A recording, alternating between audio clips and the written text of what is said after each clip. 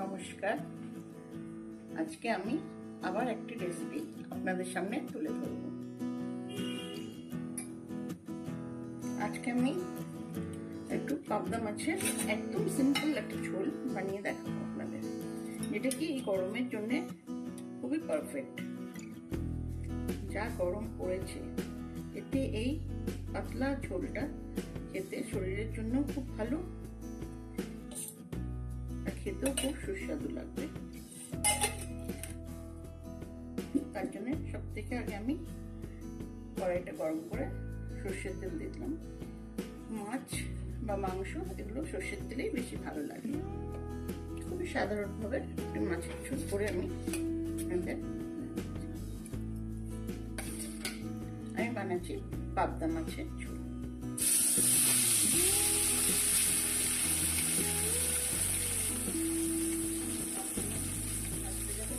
সবাই জানেন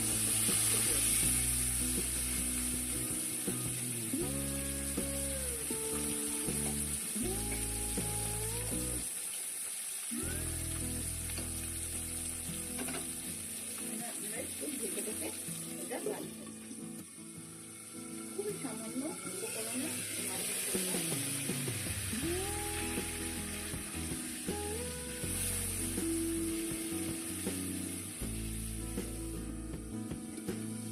আলু পটল কাটা আছে, আলু পটল দিয়ে ঝোলটা। আর মশলাতে লাগবে, একটু মশলাতে নিয়েছি আমি 4টি কাঁচা লঙ্কা আর একটি টমেটো, সেটাকে আমি পেস্ট করে নিয়েছি। তারপরে গুঁড়ো মশলা দেবো।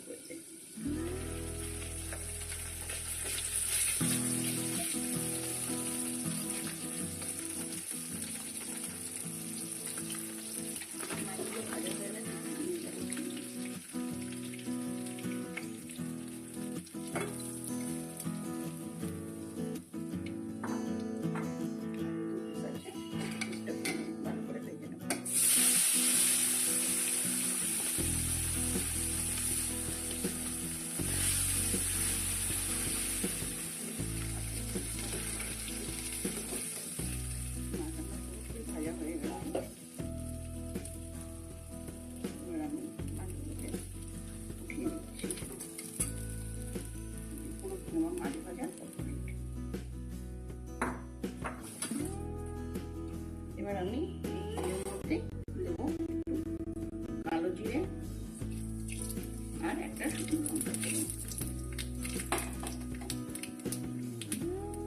তারপরে ছেড়ে দেবো পটলগুলি। যে পটল খেতে ভালোবাসেন না, সে শুধু আলু দিয়েও করতে পারেন বা শুধু মাছের ঝোলও করতে পারেন। আমি পটল ভালোবাসি মাছের ঝোলে, তার জন্য আমি একটু আলু পটল দিতে দিচ্ছি।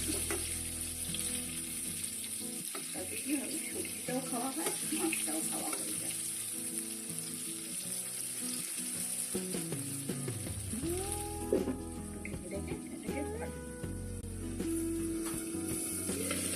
মাঝে মাঝে তুলে দিব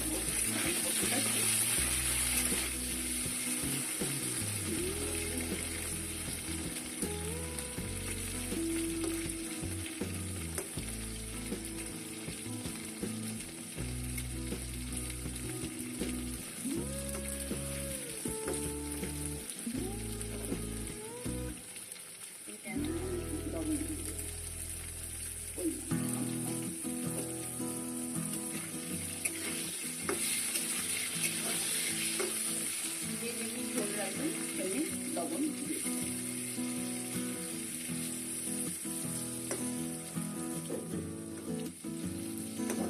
একটু ভাজা হবে।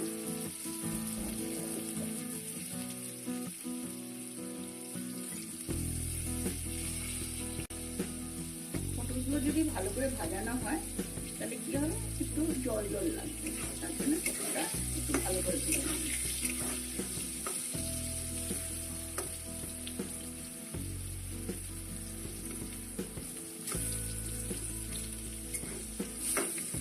আলু পটলটা ভাজা হয়ে গেছে।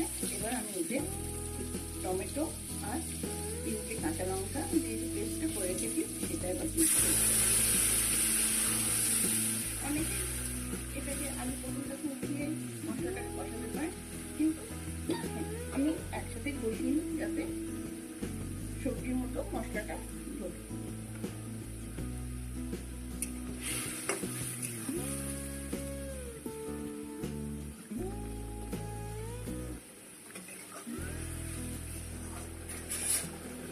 আমি এখানে দিয়ে দেবো গুঁড়ো মশলাগুলি, হলুদের গুঁড়ো, জিরে গুঁড়ো, ধনের গুঁড়ো আর কাশ্মীরি লাল মির্চ।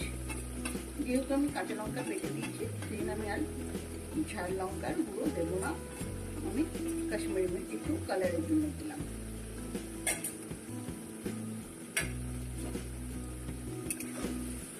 এটা পুরোপুরি পেঁয়াজ রসুন ছাড়া একটি মাছের ঝোল। এই গরমের দিনে হালকা পাতলা মাছের ঝোলগুলি খুবই ভালো লাগে।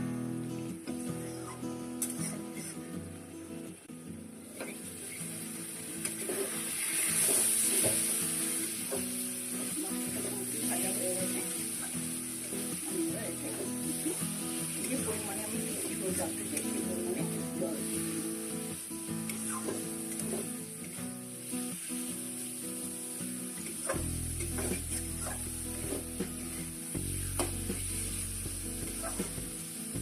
মশলাটা ততক্ষণ কষবেন যতক্ষণ না আমার থেকে তেল বেরোয়।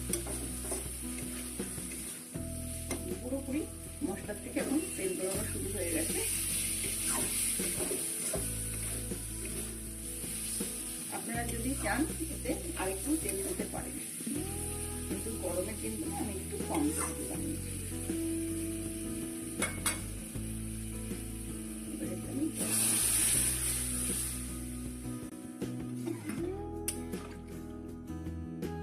যে ঝোলটা ফুটে উঠবে তখন আমি মাছগুলো দিব।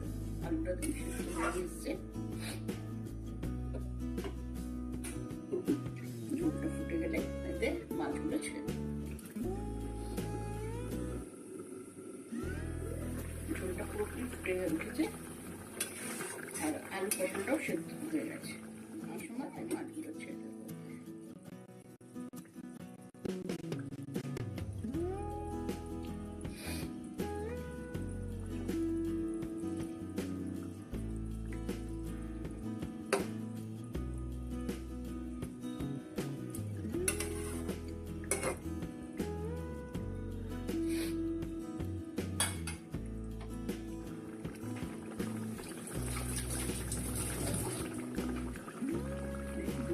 গোটা কাঁচা লঙ্কা যাতে এর গন্ধটা খুবই ভালো হয়।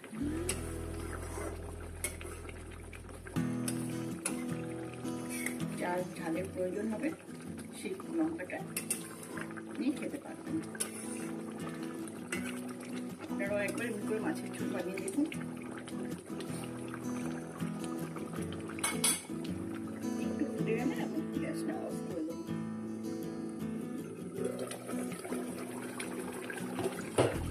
মাছটা পুরোপুরি হয়ে গেছে, লাস্টে আমি ধনেপাতা কেটে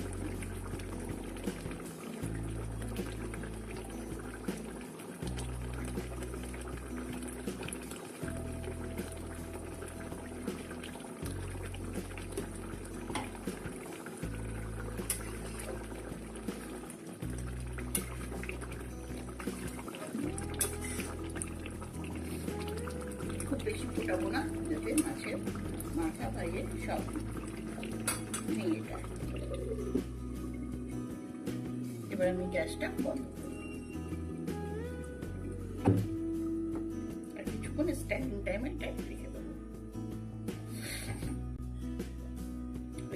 পাবদা মাছের ঝোল পুরোপুরি তৈরি। আপনারাও একবার এমনি করে বানিয়ে খেয়ে দেখবেন, খুবই সুস্বাদু লাগে। আর আপনাদের যদি আমার রেসিপিগুলো ভালো লাগছে তাহলে প্লিজ আমার চ্যানেলটাকে একটু সাবস্ক্রাইব করবেন, শেয়ার করবেন এবং লাইক করবেন। নমস্কার।